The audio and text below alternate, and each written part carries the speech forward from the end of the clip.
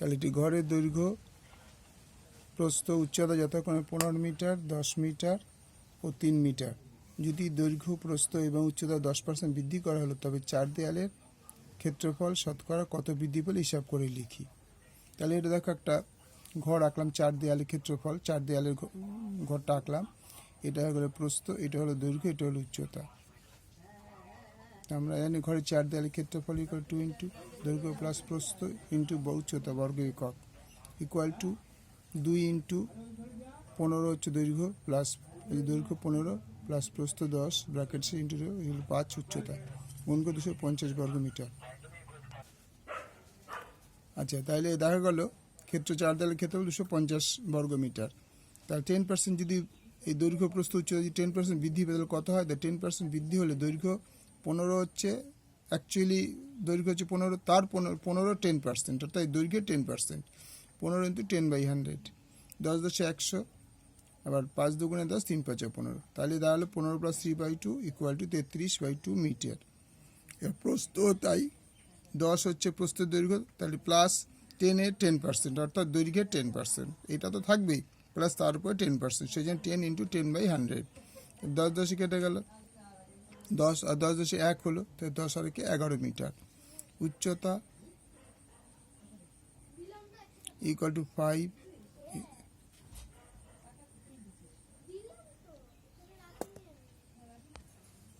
তাহলে প্রস্থ হলো 10 প্লাস 1 ইকুয়াল টু 11 মিটার। তাই উচ্চতাও তাই, উচ্চতা হচ্ছে 5 মিটার, তাহলে 5 ইন্টু তার 10%, 10/100, 10, 5 একে 5, 5 দুগুণে 10 ইকুয়াল টু 5 প্লাস 1-এর 2 ইকুয়াল টু 11, 10 প্লাস 1/2, তার মানে 11/2 মিটার। তাহলে এখন 4 দেয়ালের ক্ষেত্রফল কত হলো? এখন 4 দেওয়ালের ক্ষেত্রফল ইকুয়াল টু 2 দৈর্ঘ্য প্লাস প্রস্থ ইন্টু উচ্চতা বর্গ একক। তাহলে 2 ইন্টু দৈর্ঘ্য কত ছিল? বৃদ্ধিপ্রাপ্ত দৈর্ঘ্য 33/2, 33/2 প্লাস প্রস্থ কত ছিল? 11 ইন্টু উচ্চতা কত পেলাম? 11/2 বর্গ মিটার। তাহলে কত দাঁড়ালো? 33, 2 দিয়ে গুণ করলে 22/2 ইন্টু 11/2, তার মানে 2 ইন্টু 55/2 ইন্টু 11/2, 2 2 কেটে গেল। তো 55কে 11 দিয়ে গুণ করলে 605/2 বর্গ মিটার। সুতরাং ক্ষেত্রফল বৃদ্ধি ইকুয়াল টু 605/2 মাইনাস 250 বর্গ metre equal to 605 minus 500/2 equal to 105 বর্গ মিটার। তাহলে 250 বর্গ মিটারে 250 বর্গ মিটারে ক্ষেত্রফল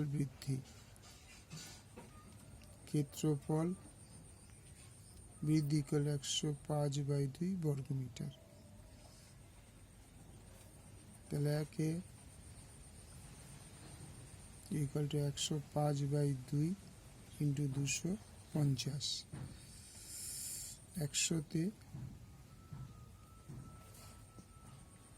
ইকুয়াল টু 105 ইন্টু 250/100, 2 ইন্টু 100, তাহলে 5 50 দুগুণে 100,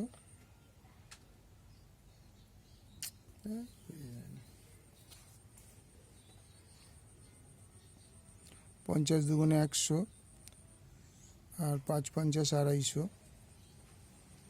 তাহলে দাঁড়ালো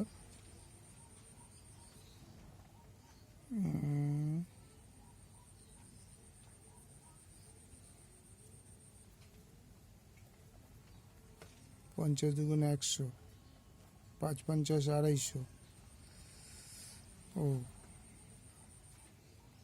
ভুল হয়ে গেছে এই জায়গাটা, দাঁড়া তোমরা একটু দেখো, পরের স্টেপটা আমি এখানটাই করে দিচ্ছি।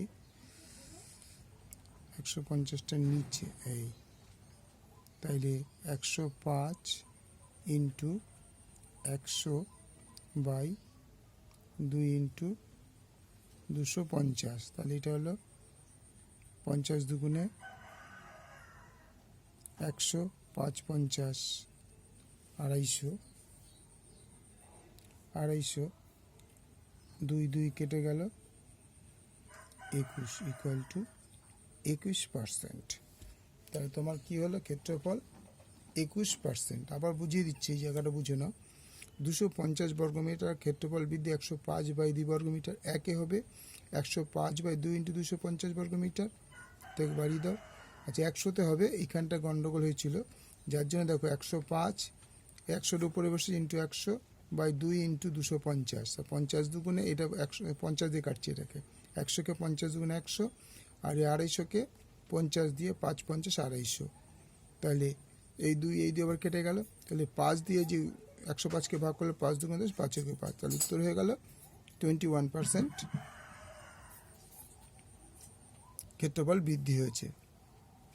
ঠিক আছে, তোমরা এটা বুঝে নেবে, এটা হবে 105 ইন্টু 100 বাই 2 ইন্টু 250। আবার বলছি 105 ইন্টু 100 বাই 2 ইন্টু 250, তাহলে 50 দিয়ে এটাকে ভাগ করলে 250কে 5 হয়, আর 50 দিয়ে 100কে ভাগ করলে 2 হয়, তাহলে আবার এই 2 কেটে গেল, এবার 5 দিয়ে 105কে ভাগ করলে 21 হয়, তাহলে ক্ষেত্রফল বৃদ্ধি 21%। আশা করি বুঝতে অসুবিধা হয়নি, 2বার 3বার করে বললাম।